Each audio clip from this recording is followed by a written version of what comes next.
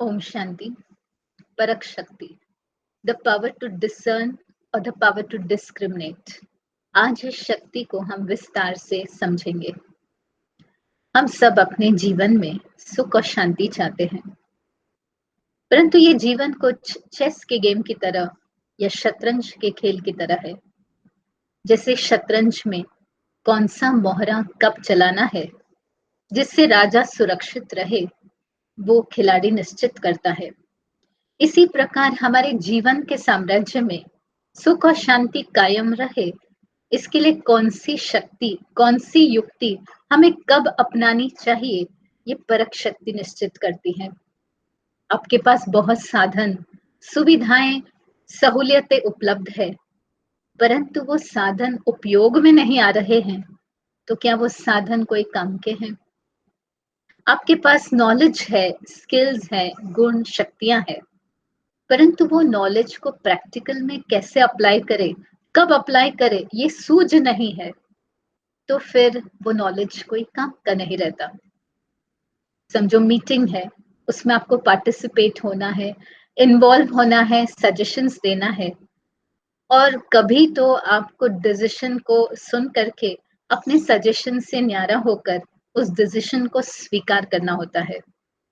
तो कहाँ हमें सजेशन देनी है, तो कहाँ हमें डिसीजन को एक्सेप्ट करना है, कहाँ हमें फर्म रहना पड़ता है, दृढ़ रहना पड़ता है, और कहाँ हमें फ्लेक्सिबल, लचीला रहना पड़ता है, कहाँ हमें परिस्थितियों का सामना करना पड़ता है और कहाँ हमें लोगों को सहन करना पड़ता है। तो कहाँ क्या करना है, ये सूझ परख शक्ति देती है। समझो कोई पानी का प्यासा है और उसको एक व्यक्ति 56 प्रकार का व्यंजन बना के खिलाए, तो क्या उसको तृप्ति मिलेगी? जी नहीं, उसको तृप्ति पानी की प्यास बुझने पर ही मिलेगी। तो व्यक्ति की जरूरत, व्यक्ति की क्या आवश्यकता है, उसको समझ करके उसको पूरा करना, ये है परख शक्ति। परख शक्ति इसीलिए सर्व शक्तियों में सबसे महत्वपूर्ण शक्ति है। परख शक्ति आखिर क्या है? परख शक्ति वो गहरी समझ है जिससे हम सत्य और असत्य के अंतर को समझ सके। हम फायदा, नुकसान, झूठ, सच, हानि, लाभ, इसके अंतर को पहचान करके योग्य कदम उठाए, यही परख शक्ति है। समझो आपको घर खरीदना है, तो सबसे पहले आपको जानकारी लेनी पड़ेगी कि आपको घर कौन से लोकेशन में चाहिए, कितना बड़ा घर चाहिए, कितने स्क्वायर फीट का चाहिए, कौन सा फ्लोर का चाहिए, कौन से आपका बजट क्या है। तो ये सारी जानकारी लेकर फिर आपको एनालाइज करना होगा, फिर आपको मूल्यांकन करना होगा, और फिर आप परख सकेंगे कि योग्य घर आप किस तरीके का ले सकते हैं। परख शक्ति हमें कहाँ कहाँ उसका उपयोग करना पड़ता है, तो लगभग 4 बातों में हमें परखना होता है। एक, हमें व्यक्ति को और उसके मन की स्थिति को परखना होता है। समझो कोई व्यक्ति सेंसिटिव है और मैं स्ट्रेट फॉरवर्ड फीडबैक दूं या ब्लंट ओपिनियन उसे बताऊं, तो हो सकता है वो टूट जाए। समझो एक कैंसर पेशेंट है और डॉक्टर उसे जानते हैं कि ये मरने की हालत में है, तो उसे सीधा सीधा कह दे कि आप मरने की हालत में हो, तो हो सकता है वो 1 महीने के बाद शरीर छोड़ने वाला होगा, तो वो आज ही शरीर छोड़ दे, शौक से, डर से। तो हमें व्यक्ति के मन की स्थिति को देखकर उस अनुसार उससे व्यवहार करना चाहिए। दूसरा, हमें समय को भी परखना चाहिए। समय भी हमें कुछ कह रहा होता है। जैसे 2020 जब जनवरी महीना आरंभ हुआ, हम सभी ने अपने अपने प्लान बनाए होंगे, लेकिन किसी ने भी न लॉकडाउन न कोविड-19 को अपने प्लान में शामिल किया होगा। ये समय के प्लान में था। तो समय की पुकार को हमें सुनना है, समय को हमें रिस्पेक्ट करना है।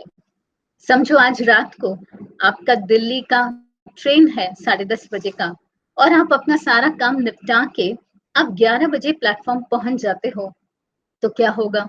ट्रेन आपकी छूट जाएगी। तो हमें समय को रिस्पेक्ट करना चाहिए, समय को परखना आना चाहिए। तीसरी बात, हमें स्थान को भी परख कर हमें कार्य करना चाहिए। जैसे मार्केट का शोरगुल है और उसमें कोई प्रोफेसर कंप्यूटर प्रोग्रामिंग का इम्पोर्टेंट लेसन अपने स्टूडेंट को वहां पर थोड़ा समझाए, तो शायद ही उसके दिमाग में कुछ जाए, क्योंकि पढ़ाई के लिए शांति का स्थान, एकांत का स्थान चाहिए। समझो आपने कोई फंक्शन होस्ट किया है और बहुत सारे मेहमानों को बुलाया है, उसमें से कुछ मेहमान अपने प्रॉब्लम्स आपके साथ डिस्कस कर रहे हैं, तो क्या उस समय आप सॉल्यूशंस दे पाएंगे? नहीं, क्योंकि आपके दिमाग में बहुत सारे और अन्य काम होंगे। तो हमें स्थान और समय को देख करके हमें परखना चाहिए। चौथा, हमें परिस्थितियों को देख करके भी परखना आना चाहिए। जैसे वर्तमान समय जो परिस्थिति चल रही है, लॉकडाउन की परिस्थिति, तो हो सकता है हमारे बहुत सारे कार्य रुक गए होंगे, लेकिन अभी फिलहाल सबसे अच्छा कार्य क्या है? अपने आप को सेफ रखना। तो हमें घर में रहकर अपने आप को सेफ रखना है, शुभ चिंतन से अपने आप को सेफ रखना है। हाँ, फिर भले हम ऑनलाइन अपना कुछ कारोबार कर सकते हैं, पर परिस्थिति के अनुसार हमें परखना आना चाहिए। कई बार बहुत सारे ऑप्शंस होते हैं और उन सारे ऑप्शंस में से बेस्ट ऑप्शन कौन सा है, ये हमें परखना होता है। तो इसके लिए चाहिए द पावर ऑफ फोरसाइटेडनेस, दूरांदेशी बुद्धि। जो बहुत सारे ऑप्शंस हैं, उनका उपयोग करके अंजाम क्या हो सकता है, इस बात को परख शक्ति के आधार से हम महसूस कर सकते हैं और बेस्ट ऑप्शन को चूज कर सकते हैं। परख शक्ति को पावर ऑफ क्लैरिटी भी कह सकते हैं। जैसे पानी का एक तालाब है और उसमें पानी बहुत शांत, स्थिर और स्वच्छ है, तो उस पानी में आप झांकेंगे तो आपको अपने चेहरे का प्रतिबिंब दिखाई देगा और साथ में पानी के अंदर जो चीजें पड़ी है और जो गहराई में चीजें व्याप्त है, वो भी आपको स्पष्ट नजर आएंगी। इसी प्रकार यदि हमारी बुद्धि स्वच्छ है, शांत है, स्थिर है, तो हम अपने आप को भी परख सकेंगे, लोगों को भी, बातों को भी, कुछ जो है जैसे हैं वैसे परख सकेंगे। परख शक्ति, इसको the power to set our priorities right, ये भी कह सकते हैं। यानी अपनी प्राथमिकताओं को सही करना। बहुत सारे कार्य है, लेकिन हर कार्य का महत्व कितना और सबसे महत्वपूर्ण कार्य को सबसे पहले करना, ये है परखना। आपको मैं प्रश्न पूछती हूँ कि जैसे हीरा है और वेलवेट की डिब्बी है, हीरा वेलवेट की डिब्बी के अंदर है, ज्यादा महत्वपूर्ण क्या, हीरा कि वेलवेट की डिब्बी? तो ऑफ कोर्स हीरा। समझो एक मूर्ति है और बहुत सुंदर भव्य मंदिर है, तो ज्यादा महत्वपूर्ण कौन सा, मूर्ति या मंदिर? अगर मंदिर के अंदर मूर्ति नहीं है तो फिर वो मंदिर ही नहीं रहता, वो खंडर हो जाता। तो मूर्ति का महत्व ज्यादा है। इसी प्रकार ये हमारा शरीर है और इस शरीर को चलाने वाली शक्ति आत्मा है। ज्यादा महत्वपूर्ण कौन है, आत्मा या शरीर? ऑफ कोर्स आत्मा है, क्योंकि आत्मा निकल जाए तो ये शरीर कोई काम का नहीं रहता। पर फिर भी अपने आप से ये प्रश्न पूछना है कि क्या हम आत्म उन्नति को प्रायोरिटी देते हैं, क्या हम उसके लिए कुछ करते हैं? अब परख शक्ति, इसको power of evaluating rightly, power to evaluate rightly, यानी सही मूल्यांकन करना, ये भी कह सकते हैं।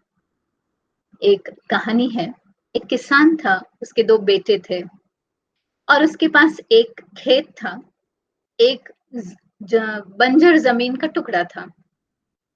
एक दिन किसान बीमार हुआ तो फिर वो बिस्तर में पड़ गया। फिर धीरे धीरे उसकी बीमारी बढ़ती गई और अब वो मौत के शैया पर आ गया। तो उसने अपने दोनों बेटों को बुलाया और एक को उसने खेत दिया और दूसरे को उसने बंजर जमीन का टुकड़ा दिया। अब जिसको खेत मिला वो तो बहुत खुश हो गया, उसे अच्छी प्रॉपर्टी मिली। और जिसको बंजर जमीन का टुकड़ा मिला तो वो तो मायूस तो हुआ, परंतु उसने हिम्मत नहीं हारी। वो रोज वहां जाता और उसने देखा कि वहां उस जमीन पे बहुत सारे पत्थर है, तो रोज पत्थर उठा उठा के फेंक देता, रोज करता ऐसा। एक दिन अपने बेटे को भी लेके जाता है, छोटा बेटा, और बेटा देखता है बहुत सारे पत्थर है तो वो खेलने लगता है पत्थरों से, और कुछ पत्थर उठा के अपने घर पे लेके आता है और घर में भी वो खेलता रहता है। एक दिन आंगन में खेल रहा होता है, इतने में कोई जौहरी वहां से गुजर रहे होते हैं और उसकी नजर इस पत्थर पे जाती है। वो पत्थर कहीं चमक रहा होता है। वो बेटे को पूछता है, मुझे दोगे एक पत्थर? ध्यान से देखता है और फिर कहता है कि आप मुझे ये पत्थर दोगे, मैं आपको बहुत सारे खिलौने और बहुत सारा पैसा दूंगा। तो बेटा कहता है, नहीं नहीं। लेकिन इतने में माँ सुनती है अंदर से और वो बाहर आती है और सोचती है, इतने खिलौने, ना पैसा मिलेगा, तो जरूर हमें ये पत्थर दे देना चाहिए उनको। उनको कहते हैं कि और भी ऐसे पत्थर है, चलो हम आपको लेके जाते हैं उस स्थान पे। और वो बंजर जमीन के जगह पे ले जाते हैं। लेकिन अब किसान ने बहुत सारे पत्थर तो फेंक दिए होते हैं, तो थोड़े से पत्थर वहां रह गए होते हैं और वो थोड़े से पत्थर उनको दे देते हैं। तब ये जौहरी कहता है कि ये जो पत्थर है ये बहुत ही कीमती रेयर पत्थर है, ऐसे पत्थर तो मिलते ही नहीं है आजकल। तो जैसे किसान सुनता है तो वो अपना होश गंवा बैठता है, सोचता है, यार इतने सारे पत्थर तो मैंने यूं ही बर्बाद किए फेंक करके, नहीं तो आज मैं करोड़पति हो जाता। तो उसे उसकी कीमत नहीं पता था और इसलिए उसने उसको व्यर्थ गवा दिया। जौहरी हीरे को, रत्नों को सही परख सकता है। इसी प्रकार हमें भी परखना चाहिए कि हमारे जीवन में वो कौन कौन सी कीमती चीजें हैं जिसे हमें संभालना है, उसका सही मूल्यांकन करना है। जैसे लोग, हमें लोगों लोगों को हमें संभालना चाहिए, संबंधों को संभालना चाहिए। कौन से लोगों का संग करना चाहिए, कौन से लोगों का संग नहीं करना चाहिए, परख होनी चाहिए। दूसरा, जैसे बताया, समय को परखना चाहिए। आज जो समय हाथ में है कल वो चला जाएगा, और समय गया तो मौका भी गया। इसीलिए कहते हैं नाउ और नेवर, अभी नहीं तो कभी नहीं। तो समय को परख के हमें समय को सफल करना चाहिए। तीसरा, हमें अपने आप का भी मूल्य होना चाहिए, अपने आप को भी परखना आना चाहिए। जैसे समझो मुझे बुखार है और मुझे पता ही नहीं है, तो मैं अपने आप को स्वस्थ कैसे रख सकती हूँ, अपने आप को सुरक्षित कैसे रख सकती हूँ। तो मुझे अपनी शक्तियां, अपनी कमजोरियों का भी एहसास होना चाहिए। अगर मुझे अपनी कमजोरी पता ही ना चले तो मैं अपने आप को सुधारूं कैसे। इसी प्रकार हमें अपने जीवन का भी मूल्य होना चाहिए और इसको सही कार्य में, सही रीति से इसे सफल करना चाहिए। परख शक्ति, इसे बुद्धि की शक्ति भी कह सकते हैं। न्यायालय में आपने देखा होगा, वहां गॉडेस ऑफ जस्टिस को दिखाते हैं। उनकी आंख में पट्टी लगी हुई होती है और हाथ में तराजू होता है। हाथ में तराजू, ये अच्छी बुद्धि की निशानी है। बुद्धि हमारी संतुलित होनी चाहिए, निष्पक्ष भाव वाली और सेंटर्ड, यानी वर्तमान में केंद्रित होनी चाहिए। और आंख पे पट्टी क्यों? क्योंकि हमें इन आंखों से नहीं देखना है यदि हमें सही परखना है। क्योंकि ये आंखें रंग, रूप, जाति पाति, धर्म, कर्म, व्यवहार को देखकर धोखा खा सकती है। तो हमें इन आंखों से पार, तीसरे नेत्र से, the third I of wisdom से देखना है। यानी गहरी समझ से, सूक्ष्म नजर से हमें लोगों के हाव भाव, उनके बॉडी लैंग्वेज को देखना है। हमें इन कानों से नहीं सुनना है, क्योंकि ये कान शब्द सुनते हैं, लेकिन हमें शब्दों के पीछे जो व्यक्ति के मन का भाव है, उसकी भावना है, उसकी इच्छा को सुनना है। तब हम उसकी इच्छा को पूर्ण कर सकेंगे। हमें इन आंखों से नहीं देखना है, बल्कि हमें दृश्य नहीं, हमें दृष्टा होकर दृश्य को बैकग्राउंड के साथ देखना है, जिसको इंग्लिश में कहते हैं रेफरेंस टू द कॉन्टेक्स्ट। तो किस परिसर में, किस परिवेश में ये व्यक्ति ऐसा कह रहा है, ये बात ऐसे हो रही है, तो इस रीति से यदि हम परखेंगे तो फिर हम सही परिप्रेक्ष्य से बात को समझ सकेंगे। परख शक्ति, इसे हम यूं भी कह सकते हैं, जैसे एक बहुत अच्छा डॉक्टर है, वो पेशेंट मुंह खोले बिना उसकी चाल से ही वो समझ जाता है, या उसकी नब्ज से ही समझ जाता है कि पेशेंट को क्या बीमारी है, क्या तकलीफ है। हमारे पुराणों में गायत्री देवी को परखने की शक्ति का प्रतीक माना जाता है। वो दिव्य बुद्धि दात्री है, हंस वाहिनी दिखाते हैं। हंस की एक विशेषता है, हंस दूध और पानी को अलग कर देता है। हंस मोती और कंकर को अलग कर देता है, और केवल मोती चुगता है और कंकर छोड़ता है। तो हमें संसार में रहना है, सबसे मिलजुल के रहना है, सारी बातें करनी है, परंतु दूध पानी के मिलावट को जानते हुए भी हमें सिर्फ दूध को अलग करके उसे ग्रहण करना है। यानी व्यक्ति की, इस दुनिया की किस्से कहानियां हमें सब पता है, लेकिन सब पता होने के बावजूद भी उसके अंदर की अच्छाई को अलग करके उस अच्छाई को अपने अंदर लेना है। हमारी बुद्धि, हमारी परख शक्ति हम बढ़ाएं कैसे? तो परख शक्ति बढ़ाने के लिए विशेष दो बातें हैं। एक, हम कोई भी बात को केवल बाह्य रूप से न देखें, परंतु जो सूक्ष्म पहलू है, जो वाइब्रेशंस है, उसको सेंस करने की कोशिश करें। यानी लॉजिक और इंट्यूशन, ये दोनों का बैलेंस हो। हम अपने वाइब्रेशन से उसके वाइब्रेशंस को पहचानने की कोशिश करें। दूसरा, हम अपनी बुद्धि को दिव्य और हम अपनी बुद्धि को भरपूर बनाएं।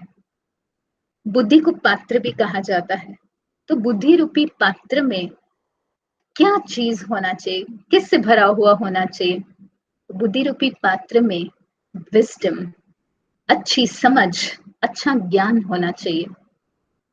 अब जब बुद्धि इस प्रकार दिव्य और भरपूर होती है, तो फिर वो फिल्टर का काम करती है, जिससे सत्य असत्य, झूठ और सच, फायदा नुकसान अपने आप अलग हो जाता है। तो जब हमें ऐसी परख शक्ति होगी, तब हमारी दिव्य बुद्धि होगी। अब हमारी बुद्धि को ऐसे दिव्य हम कैसे बनाएं? तो उसके लिए 4 बातों का ध्यान रखना है। एक, हम अपनी बुद्धि को ज्यादा भटकाए नहीं।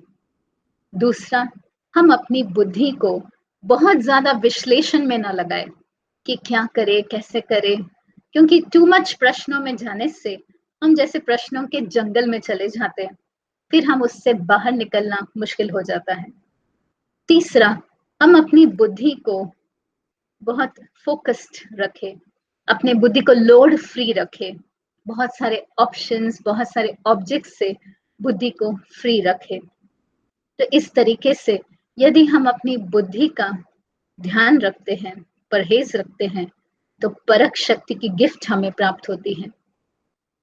जब हम अपने वास्तविक सत्य को पहचान जाते हैं और उस पहचान को स्वीकारते हैं और अपने सत्य का सामना करने की हिम्मत रखते हैं, तब कुदरती इर्द गिर्द जो भी सत्य बातें हैं, वो अपने आप हमारे सामने प्रत्यक्ष हो जाते हैं। अब अपनी दिव्य बुद्धि से, अपनी परख शक्ति अच्छे होने से कितने न सारे फायदे हैं। सबसे पहले, समय बहुत बच जाता है, क्योंकि बहुत ज्यादा विश्लेषण नहीं करते और इसीलिए समय बचता है। बहुत खुशी भी रहती है, कंफ्यूजन से मुक्त हो जाते हैं और थकावट मिट जाती है, और सबसे बड़ी बात, धोखे से बच जाते हैं। तो ये है हमारी परख शक्ति का होने का फायदा। अब हम चलते हैं परख शक्ति को कैसे अपने जीवन में बढ़ाए। तो इसके लिए हम थोड़ा मेडिटेशन करते हैं। तो हम थोड़ा रिलैक्स होकर बैठेंगे और अपना ध्यान अपने मन के विचारों की तरफ केंद्रित करेंगे। अपने मन को शांत करेंगे और अपने आप से प्रश्न पूछेंगे कि मैं कौन हूं। तो अंदर से जवाब आएगा कि मैं एक आत्मा हूं। मैं पवित्र प्रकाश का ऊर्जा जो इन आंखों के पीछे निवास करती हूं। मैं पवित्र ऊर्जा अपने सोचने की शक्ति मन और अपने समझने की शक्ति बुद्धि को नियंत्रण में लाती हूं। मेरा मन शुभ विचारों से, शुभ भावनाओं से भर जाता है।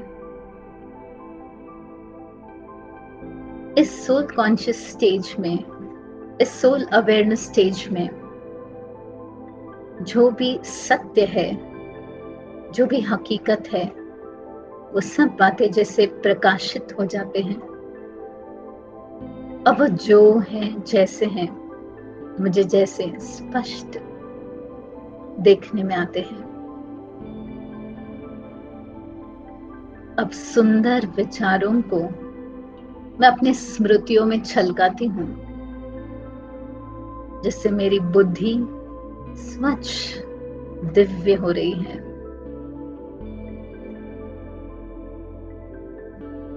मैं अपने सत्य स्वरूप में स्थित हो रही हूँ और साथ में परमात्मा जो सत्य है उनके सामने भी हाजिर हो जाती हूँ। और मैं ये जान लेती हूँ कि सब आत्माओं की वास्तविकता सत्यता है। इसी मन की स्थिति में मुझे अंतः दृष्टि, दिव्य दृष्टि प्राप्त होती है और मैं अपने सत्य स्वरूप, परमात्मा का सत्य स्वरूप देख पाती हूँ। और सब चीजें जो अपने मूल रूप में, सत्य रूप में है, उस सबको मैं देख पाती हूँ। मैं अपने सत्य कर्तव्य को भी जान पा रही हूँ।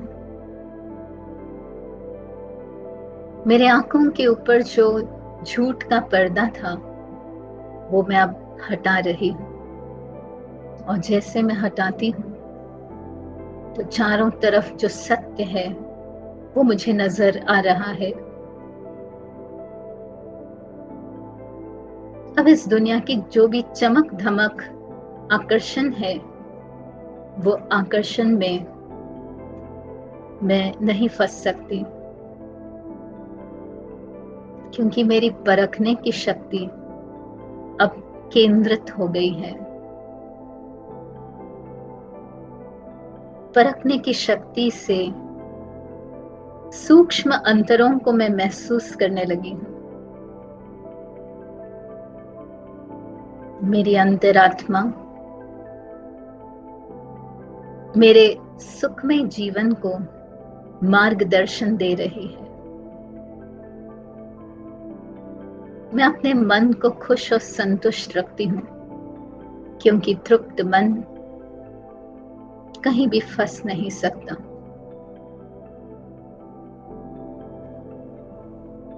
मेरा हृदय परमात्मा प्रेम से भर जाता है, इसीलिए उसका भटकना बंद हो जाता है और मैं तृप्त और संतुष्ट हो जाती हूँ। अब अपनी परख शक्ति के आधार से मैं अपने जीवन में सफलता प्राप्त करती हूँ। ओम शांति।